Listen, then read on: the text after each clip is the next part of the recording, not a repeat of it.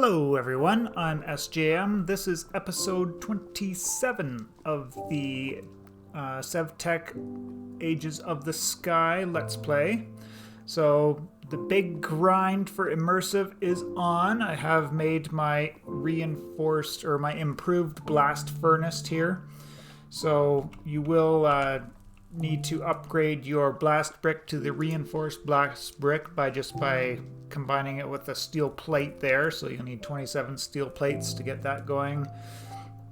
And then you will need these blast furnace preheaters, some iron sheet metal, and an external heater. External heater takes copper coil blocks. Generally pretty easy stuff at this stage right now. Just grindy, getting all the things together to get it done. To get your copper wire, of course, you will need the engineer's wire cutters, which I showed you in the last episode. And that's, yeah.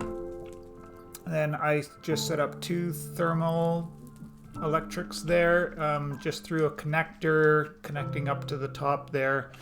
Just because connecting them directly there, I got interference from that block, so it wouldn't let me do it. So I just did it this way. Because that was the easiest way to do it once I got there. So I'll put a chest, output chest goes on front. This is where the steel will come in, and then the byproduct comes out the back. This is where all the slag will end up. So today we are going to get the first couple of things built for getting through oil. So I picked this one to search for my oil, and I've done a bit of terraforming since I did my initial search, but I searched these 4 chunks first. I found water, nothing, lava, more water there. Then I went over to this edge and I found, water here, nothing there, and then finally found some oil there. So we know where our pump jack is going, and I'm kind of happy that it occurred on one of the outer edge ones there, so I can have my pump jack over here, and then I've moved my weirding gadget. Hopefully this will work the way I want it to for immersive stuff. I don't know why it wasn't working for the astral stuff, but that is what it is. So we'll have the oil pump there, and then we'll do some of the other thermal or immersive stuff within the 9 blocks surrounding this individual chunk right here.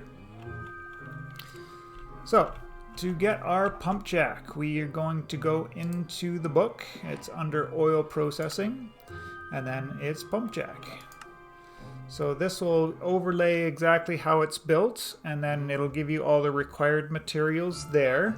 But the super handy thing that you're definitely going to want to get is the multi-block projector, and this will help you just project the structure onto the world so that you just kind of connect the dots type of thing. You just have to put the bricks or the blocks into place and it'll build it for you. So just a multi-block projector with as long as you're on the page of the thing you want to build, you put the projector in there, and then it will give you the projection. To use it, you can use your pick block button, which is middle mouse button by default, to rotate the structure, and then you just right click to lock it into place, and then you can move off of the projector and then start placing your blocks. So we'll just go through that here. Get everything off my hotbar. Oh, I need to move this back to the pump jack. Throw it in there, and now I have a pump jack projector. Go in here, grab all the stuff and things that I need.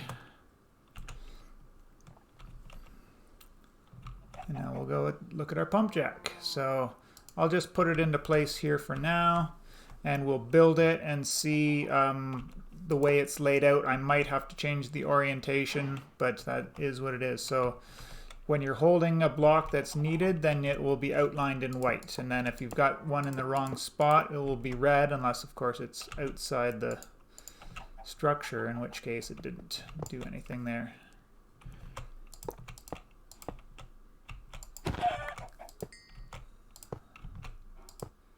Jesus, I'm having lots of trouble.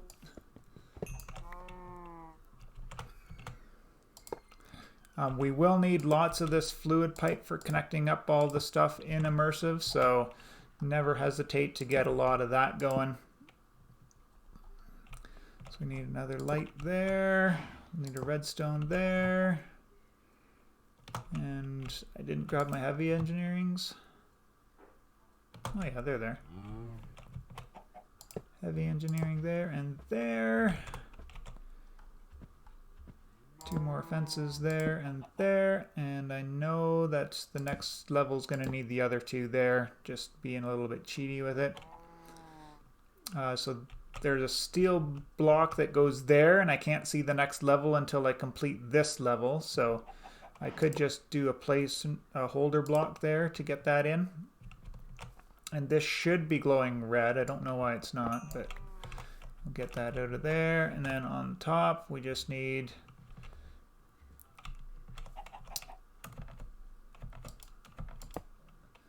steel sheet metal.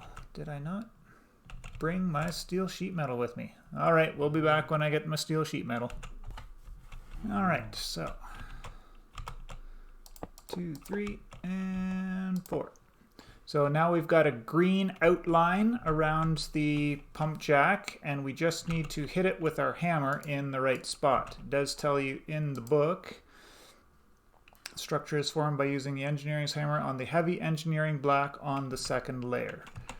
So that's the heavy engineering block on the second layer there. That's the 3rd layer, 4th layer. So boom. Oh, maybe we got to do it from this side. Yeah, just right click and that will form the structure. So now I'm going to take this off of there so that it's not showing all the blocks. It makes it a little bit clearer. So this block here is our oil output. So this is where we'll start connecting up our, not sheet metal, fluid pipes, so that we can then put that to go to the next structure. This is a control, so you can put a lever on here to turn off or on the pump jack as needed.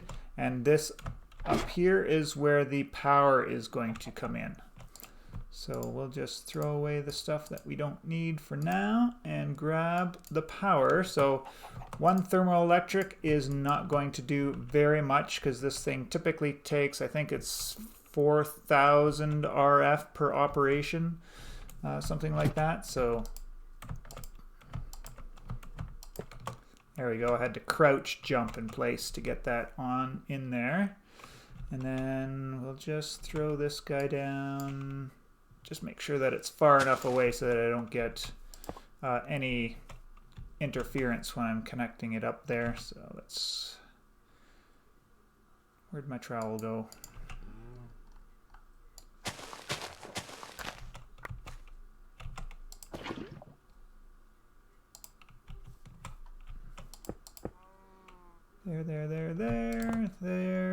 There, and there.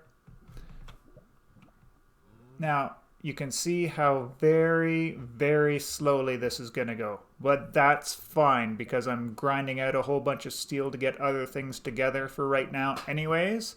So it wasn't too bad. And yeah, this was the way I wanted to lay it out just because I wanted the things to go this way. So I will be building up a tank. And for that, I'm going to need this stuff. So back into the book here. Now the tank, I always get confused on where to find it. It's under construction for some reason. And the tank is here. And this will hold 512 buckets of fluid. So that'll give us a nice big buffer of oil to put into until we can grind out the materials we need to make the distillation tower and some of the other things we'll be using. And the cow's killing himself over on the wiring. Can make insulated wiring if you don't want it to harm your wildlife or yourself while you're out and about, but I'm not too worried about it at all. So let's just throw this on the projector. And now we've got the, and I will put it, I'll just toss it in here somewhere, should be fine. And then I will build this up just following it along. And this thing is super grindy to build, so I'll throw it up there and then we'll come back when it's all done. All right, there we go. Easy squeezy lemon peasy. And did I not get the hammer out? There we go. Just hammer it there and we're good to go. Throw that away, and we will need a bucket because you need to have something in your that holds liquids in your hotbar to be able to see how much is in there. So we'll just get this connected up, and then we can see that oil is starting to flow into it very, very slowly. However, as I mentioned before, we're not too worried about how fast it's going to go in.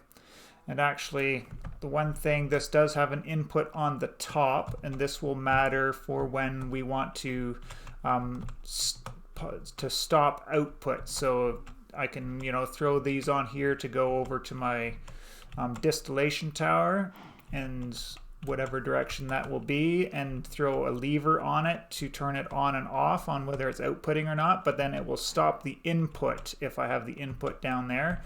So it's probably better if we just throw the input up on the top. And I forgot about this a second ago, so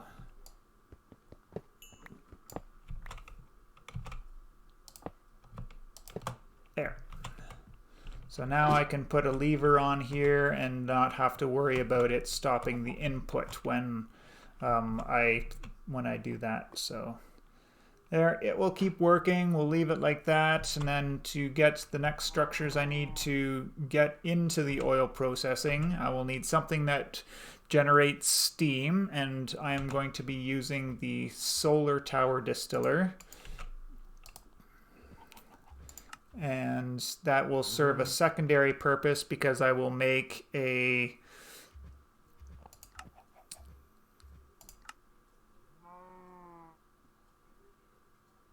I'm making the arc furnace and the crusher too, so I need a big source of power, and that's going to be the steam turbine, and the steam turbine needs an alternator.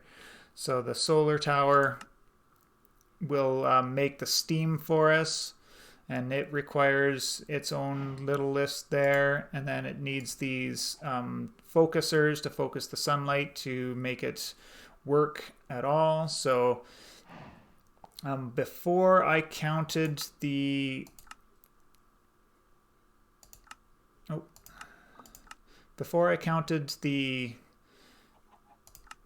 am I thinking of here?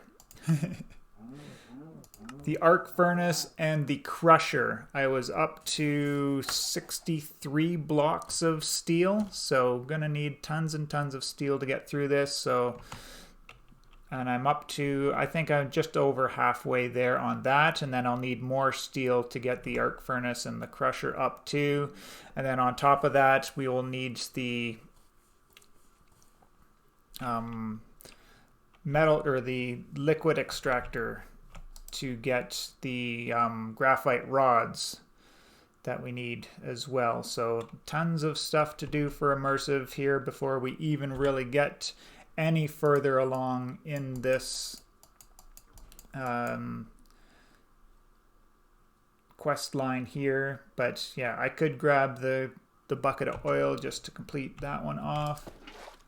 So we can input and output just with that there.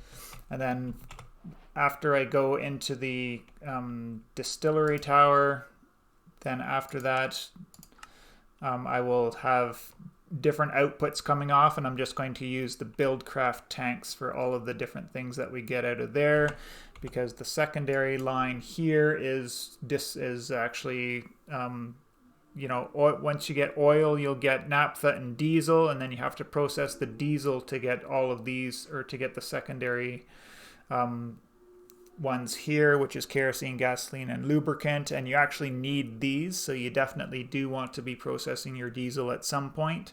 So you're going to need a way to be able to switch between the two liquids. So if you wanted to make more of these tanks for holding the naphtha and the diesel, you can. I'll just be using the Buildcraft tanks because we don't need super large amounts of them, and at this rate we're not going to be getting super large amounts of them anyways until we get the steam turbine and the alternator and all of that, just high RF generating things up. That's everything for this episode. I hope you enjoyed. Appreciate you all, and we will see you in the next one.